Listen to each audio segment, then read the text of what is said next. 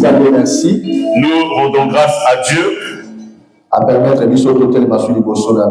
lui qui nous permet de nous tenir encore debout devant vous. Nous disons tout le temps que nous ne vous dépassons en rien. Ce n'est que la grâce du Seigneur. Ce que tu dois retenir, c'est que le diable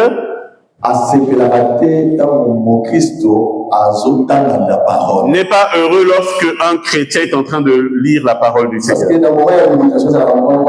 Parce que le moment de la méditation est un moment de combat. Le diable sait que celui qui est en train de lire les Saintes Écritures, cet homme-là reçoit la connaissance. Et cette personne est sauvée. Voilà pourquoi il empêche à ce que les gens ne lisent pas la parole du Seigneur. J'aimerais t'exhorter cet après-midi. Fais l'effort de méditer la parole du Seigneur. Même si tu prends seulement une seule écriture dans la journée, cela est important pour ta vie. Que le Seigneur nous bénisse. Nous sommes en train de poursuivre notre enseignement sur le campement des enfants d'Israël. Donc,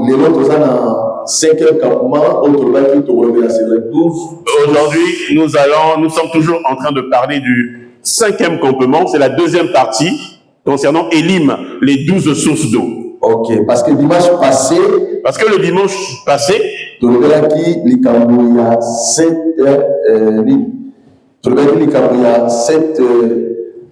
les 7 palmiers.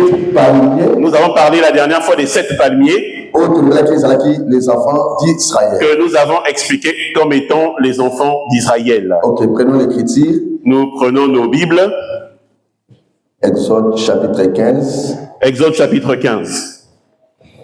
Je lis la parole de notre Seigneur Jésus dans le 21e verset. Amen. Je lis la parole du Seigneur Jésus. Amen. Est-ce que c'est moi, Zali? Est-ce qu'il y a la joie? Ok. Il arrivait à Élim où il y avait 12 sources d'eau et 70 palmiers. Et ils campèrent là près des eaux. La parole du Seigneur. Amen. Prenons Nombre chapitre 33.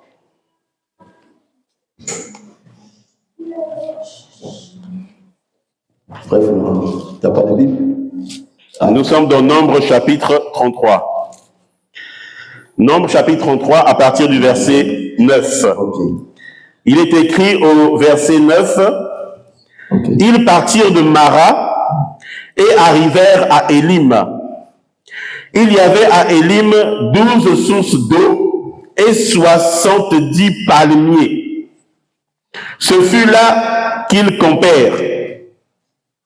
La parole du Seigneur. Amen. Nous aimerions dire ceci. Suis-nous très attentivement. Parce que le dimanche dernier, nous n'avons pas parlé des 12 sources d'eau. Et j'étais vraiment en train de parler des 70 palmiers. Parce que la marche que nous avons effectuée le dimanche dernier, nous avons parlé des 70 palmiers. Si ces 70 palmiers étaient en train de croître, c'était grâce aux 12 sources d'eau qui coulaient sur ce terrain d'Élim. Et nous avons expliqué que les 70 palmiers, ce sont les enfants de Dieu. C'est le peuple de Dieu. C'est eux qui grandissaient ou qui croissaient grâce aux 12 sources d'eau. S'il n'y avait pas ces 12 sources d'eau, les 70 palmiers aussi n'allaient pas croître. Voilà pourquoi j'ai commencé à parler du chiffre 7 pour expliquer ce mouvement-là. Parce que dans 70, nous voyons le chiffre 7. Or, 70 nous parle seulement de la totalité. Les 7 aussi nous expliquent la totalité. Ça parle de l'Église. Voilà pourquoi nous avons expliqué la vie d'Enoch. Enoch qui était le 7e après Adam. Et nous avons expliqué que Caïn, qui est en train de tuer Abel, nous avons dit que c'est Israël qui a tué Abel, qui est le Seigneur Jésus. Il fallait que Abel puisse mourir pour que Seth puisse venir. Et par la venue de Seth, c'est là où Seth va engendrer Enoch. Or, Enoch, c'est l'église. C'est ici l'image de l'église. Qui a marché pendant 3 ans. Et après, Dieu l'a pris. Or, Seth, c'est le Saint-Esprit. C'est le Saint-Esprit qui doit descendre le jour de la Pentecôte. Qui a donné naissance à l'église au jour de la Pentecôte.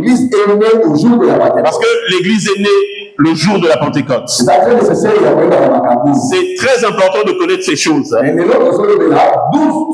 Aujourd'hui, nous allons parler des 12 sources d'eau. Suis-nous très attentivement. Si tu veux connaître ce qui s'était passé dimanche, nous avons le YouTube de l'église. Tu peux t'abonner et suivre cet enseignement. Il est très important que tu écoutes ces choses. C'est ce qui va nous permettre d'être sauvés. Au lieu de suivre autre chose, prends le temps de suivre les enseignements. Parce que la Bible dit dans Apocalypse chapitre 14. Amen. Il y avait un ange qui volait au milieu du ciel. Cet ange-là avait le message, il avait l'évangile. Il est en train de prêcher tout le monde. Et il dit, craignez Dieu et adorez-le. Le message qui est prêché aujourd'hui, c'est l'adoration de Dieu. Et l'adoration de Dieu. Nous ne pouvons pas adorer quelqu'un d'autre. Parce que cet ange-là, ce message, c'est craignez Dieu. C'est ça la repentance. Celui qui s'est repenti, il entre dans la crainte du Seigneur. Nous allons parler des 12 sources d'eau. Remarquez, la Bible déclare à Élim, il y avait là-bas 12 sources d'eau et 70 palmiers. Mais si tu regardes les 12 sources d'eau,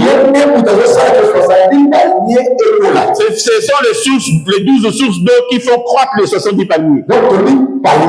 Nous disons que le palmier, c'est toi et moi. C'est l'église.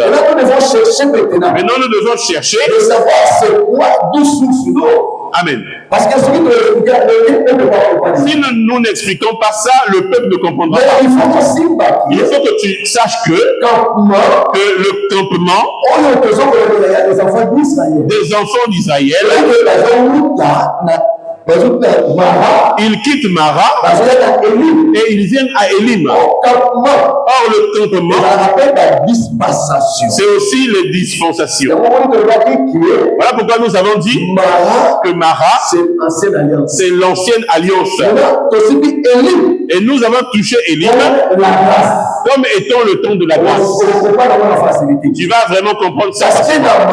Parce que dans Mara, il y avait l'amertume. On ne pouvait pas manger, on ne pouvait pas boire. Mais à Élim, nous trouvons 12 sources d'eau. Et nous trouvons également 70 palmiers. Or, le palmier, c'est... Oui, Nzetamdila. Dans le palmier, il y a la nourriture, il y a la boisson, il y a Il y a de l'huile. Il y a beaucoup de choses dans le palmier. C'est par Élim. Nous comprenons que Élim devient la grâce. Nous étions dans l'ancienne dispensation. Et nous venons à Élim qui est la grâce. Mais à Élim, nous trouvons 12 sources. Or, si tu vois dans Mara, tu comprendras que là-bas, c'est l'ancienne alliance. Parce que, amen. Les préceptes Amen. et les ordonnances qui n'étaient pas bons, amen, qui ne peuvent pas vivre. Yes. C'est que nous avons l'Éternel lui-même qui avait donné la loi, et il savait que le peuple ne pouvait pas se le supporter. Le peuple ne pouvait pas le supporter. Pourquoi Mara? C'est l'ancienne alliance. C'était amer. Et c'est l'Éternel qui avait donné. Mais quand il arrive à Élie, et là ils vont croiser les 12 sources d'eau. Mais c'est quoi les 12 sources d'eau? Nous comprenons par là que l'Éternel, il dira à Abraham, toi tu es une source d'eau. Nous allons lire cela. Genèse. Yes. Chapitre 12.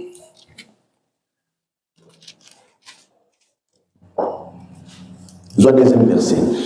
Genèse chapitre 12 au verset 2, il est écrit, je ferai de toi une grande nation, et je te bénirai. Je rendrai ton nom grand, et tu seras une source de bénédiction. Tu seras une source de bénédiction. Amen. C'est que nous comprenons. Ça veut dire que nous comprenons que la source, c'est aussi une personne. Est-ce que l'Église suit? Est-ce que nous sommes là? Une source, c'est aussi une personne. Voilà pourquoi il a dit à Abraham, toi Abraham, je ferai de toi une source de bénédiction.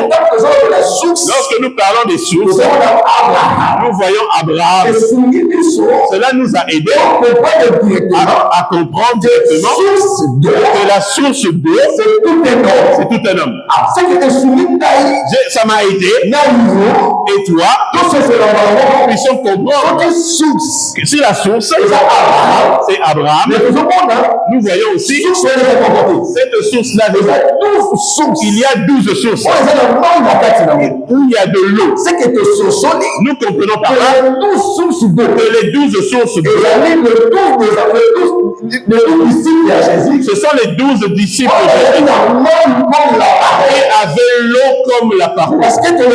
Nous avons dit ceci. Si le palmier est en train de croître grâce aux 12 sources d'eau, ça veut dire que les 12 sources d'eau, à travers les eaux, c'est là où les palmiers vont commencer à croître.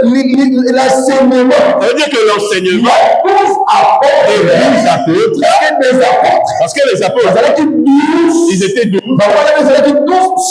Ils étaient 12 sources d'eau. Comme ils sont des sources, c'est eux qui détenaient l'eau. Qui est la parole? Qui est l'enseignement? À travers de la parole qui est l'eau, il y a 12 apôtres.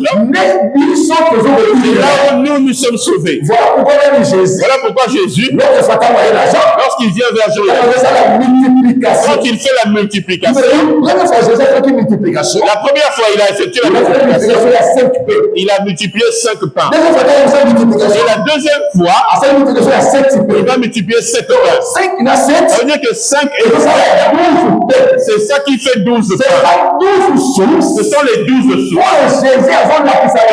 Jésus nous montre à travers la prédication des apôtres, c'est là où nous sommes sauvés. Ça veut dire que la source, si nous avons écouté, nous avons compris ces sources, c'est là où nous allons être sauvés. Le Seigneur est merveilleux. La La Bible déclare. dans Hébreux chapitre 4. Amen. Sont allés dans le 7e verset. Au verset 7, Dieu me dit à Salomon. l'Éternel a fait voir C'est que avec Salomon, Salomon, il il avait 12. Nous allons lire pour ne pas raisonner avec l'écriture. Un roi, pour nous raisonner. Nous sommes dans 1 Roi chapitre 4. Verset 7. Là, je vais vite fait. Amen. Ok, je suis là. Salomon avait 12 étendards. Yes. C'est tout Israël. Il voyait à l'entretenir du roi et de sa maison. Chacun pendant un mois de l'année. Amen. Ça, c'est la parole du Seigneur. Amen. C'est que Salomon, C'est-à-dire que Salomon, il il avait des étendants. Mais ces étendants étaient 12. C'est eux qui sont en train d'entretenir la maison de Salomon. Amen. Mais tous les biens, il y a Salomon. Et tous les biens de Salomon. Mais qui est Salomon? Mais qui est Salomon? Lorsque Jésus vient, il est ici. il dit, il est ici. C'est lui qui est plus que Salomon. Celui qui est plus que C'est Salomon. le véritable Salomon. C'est-à-dire que le véritable Salomon, C'est Jésus-Christ. c'est le Seigneur Jésus. Lui Lui qui a aussi sa maison. Il a aussi ses biens. Mais la Bible déclare que ces étendants de Salomon, ils étaient là afin d'entretenir la maison de Salomon. Nous comprenons par là que les 12 étendants de Salomon, c'est ça il y a la disciple. c'est l'image des 12 Jésus.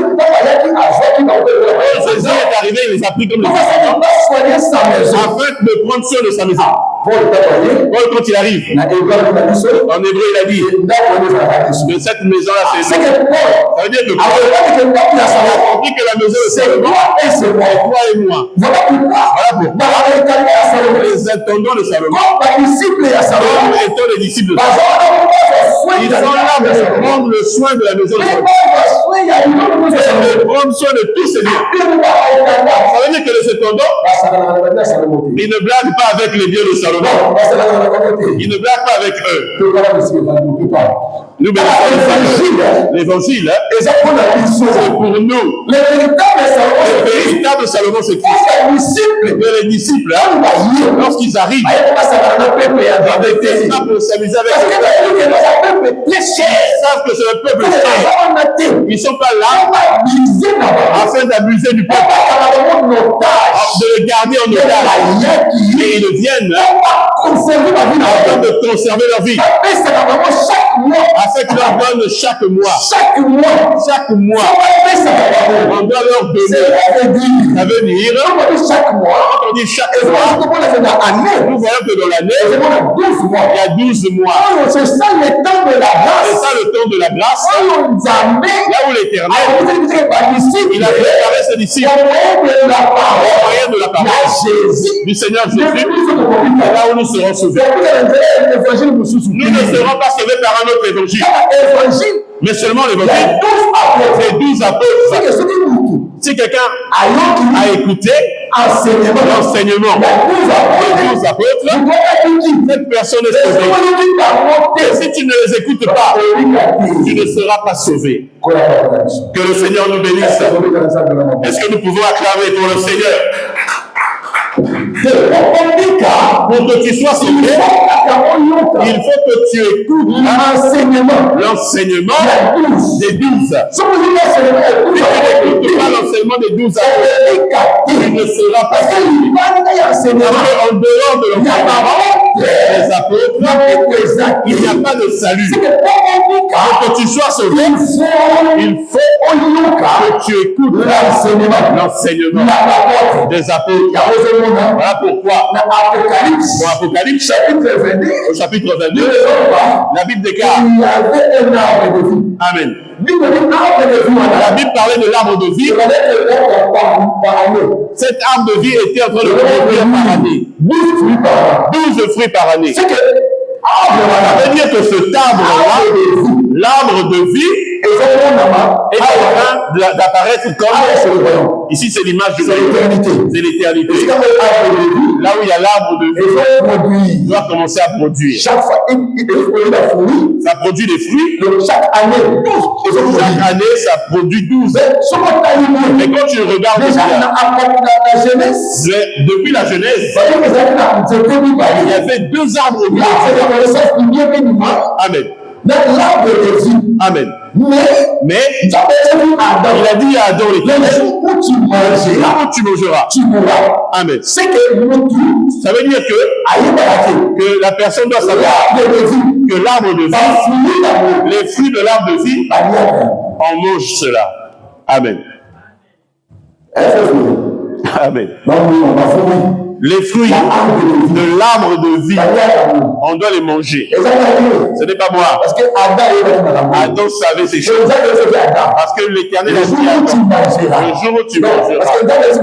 Il a dit à Adam, lorsque Adam est tombé, Adam veut revenir pour toucher l'arbre de vie. On mange les fruits afin de vivre. C'est ça, non? Yes. Papa, s'il te plaît, Genèse chapitre 3. Genèse chapitre 3. Amen. Amen.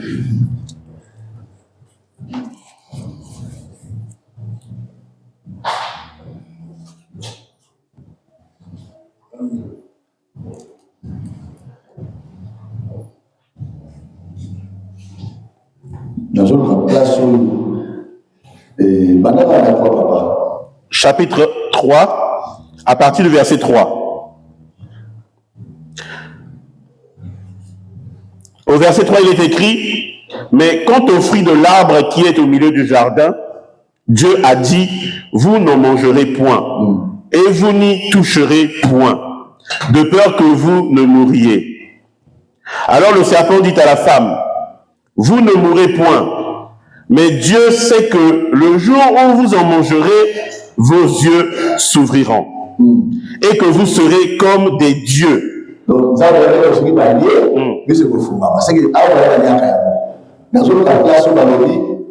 empêchons-les. 22. Merci mon frère. L'Éternel vous dit, voici l'homme élevé comme l'un de nous pour la connaissance du bien et du mal. Yes. Empêchons-les maintenant d'avancer sa main, de prendre de l'arbre de vie, de manger et de vivre éternellement. Yes. C'est l'arbre de vie. Ça veut dire que l'arbre de vie, si tu le manges, tu vas vivre éternellement. Ça nous a aidés à comprendre qu'en Éden, il y avait 2 arbres. Amen. Et l'arbre de vie. Amen. Oh, l'arbre de connaissance du bien et du mal, c'est ça la mort. Amen. Parce que le jour où Adam a mangé cet arbre, il était mort. Il est mort. Yes. C'est quelque chose qu'on a dit. Nous comprenons que dans le jardin, il y avait 2. Il y avait l'arbre de la vie et de la mort. L'arbre de la mort et l'arbre de la vie. C'est que ça veut dire que l'arbre de la mort, c'est ça, l'arbre de la connaissance. Mais l'arbre de vie, c'est le Seigneur Jésus-Christ. C'est le Seigneur Jésus-Christ. Voilà pourquoi l'Apocalypse, dans l'éternité, Jean a il a vu l'arbre de vie.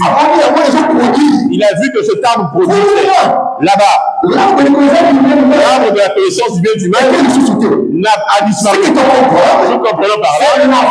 C'est la fin. Il y a la mort. C'est que l'arbre de la connaissance du bien et du mal, là-bas n'entrera pas. Est-ce que nous comprenons que dans le jardin,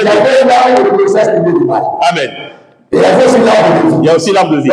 Il y avait la mort et il y avait la vie. C'est le temps que nous vivons aujourd'hui.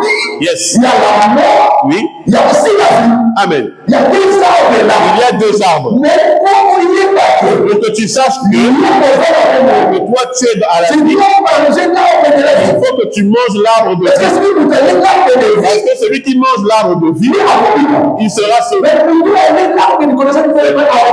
Celui qui mangera l'autre arbre, c'est compris par là, que l'arbre de vie, c'est le Seigneur Jésus-Christ. Voilà pourquoi l'arbre de la connaissance ne fera pas. Apocalypse chapitre 3. J'avais déjà interdit. On a dit la mort. Le séjour de mort. Yes. Amen. Il a récupéré ça. Et il a brûlé.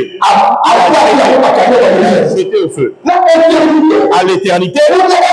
Là-bas, là où il y a Christ. Pourquoi c'est lui l'homme du milieu?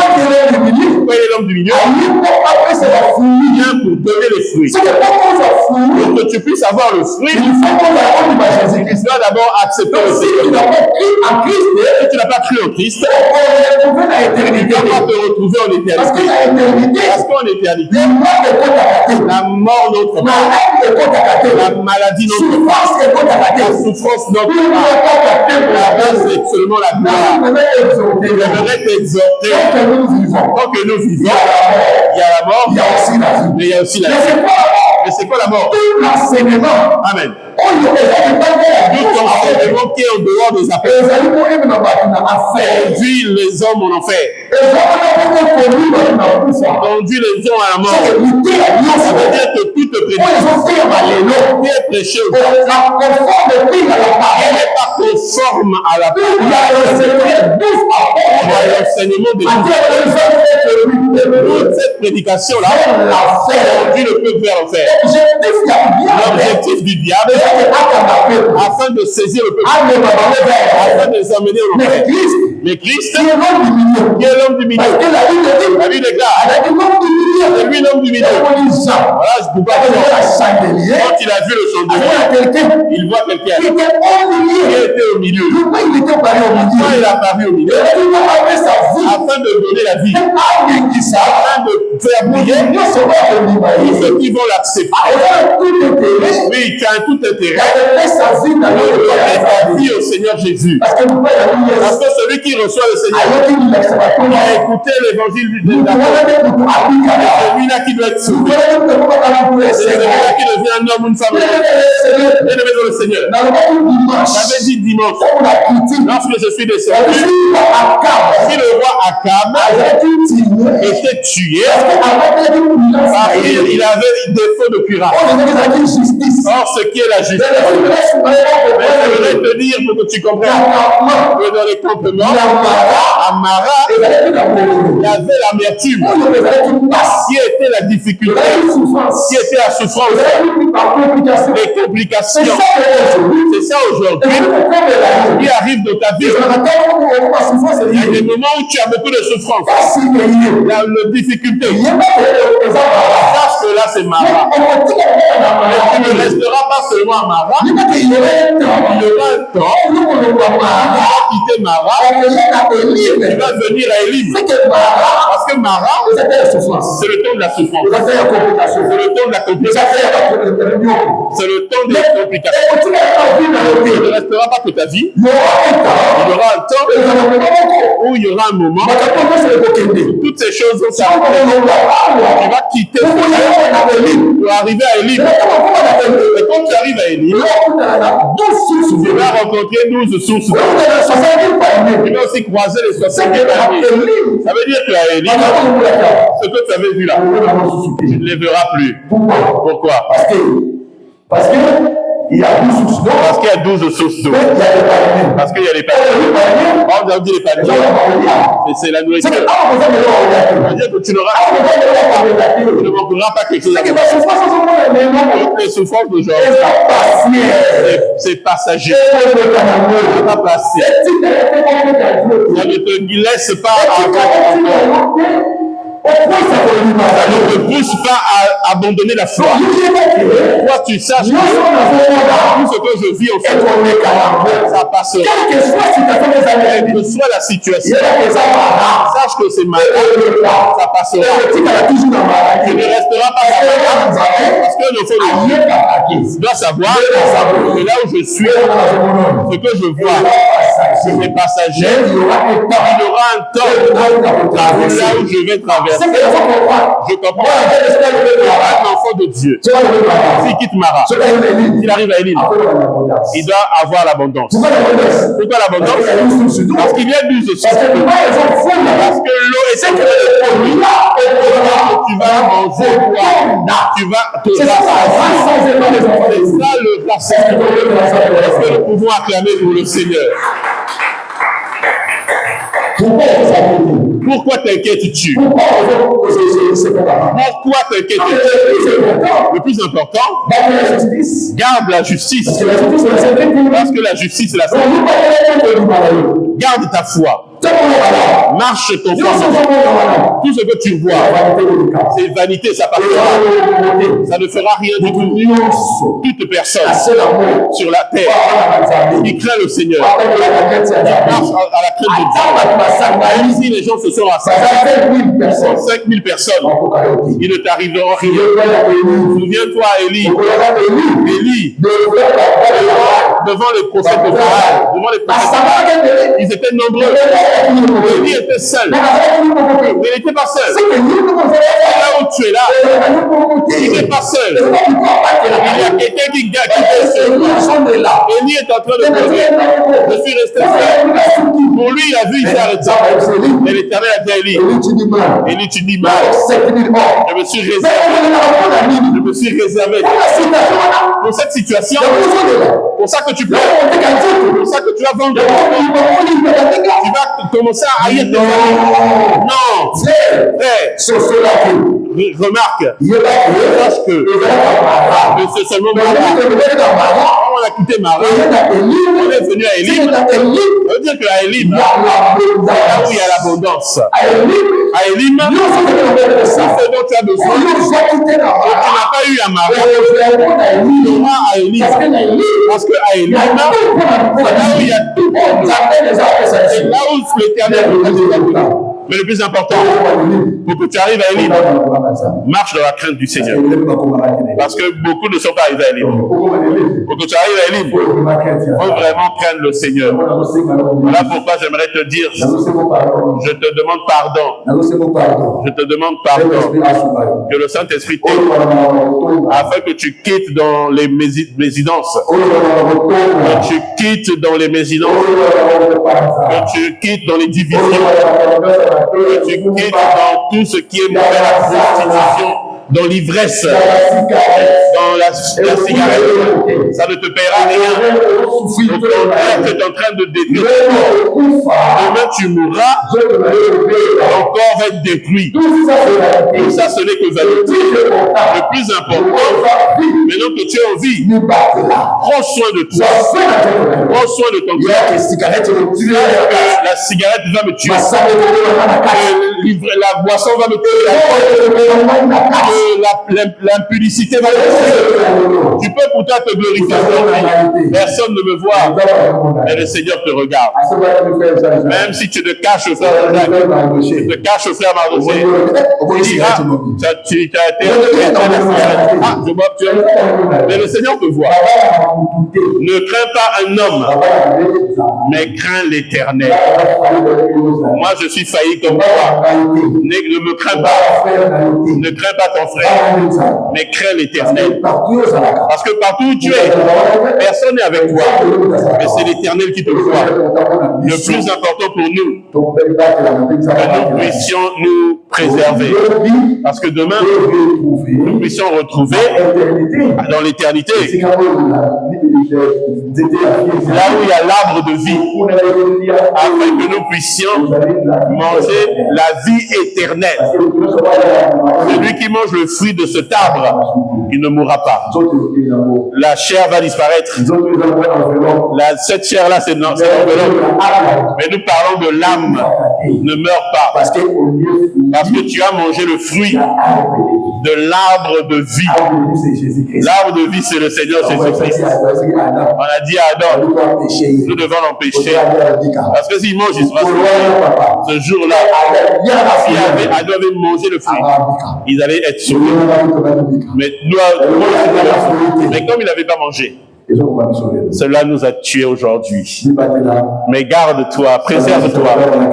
Marche seulement dans la crainte du Seigneur, afin que l'Éternel puisse t'aider. Nous acclamons très fort le Seigneur.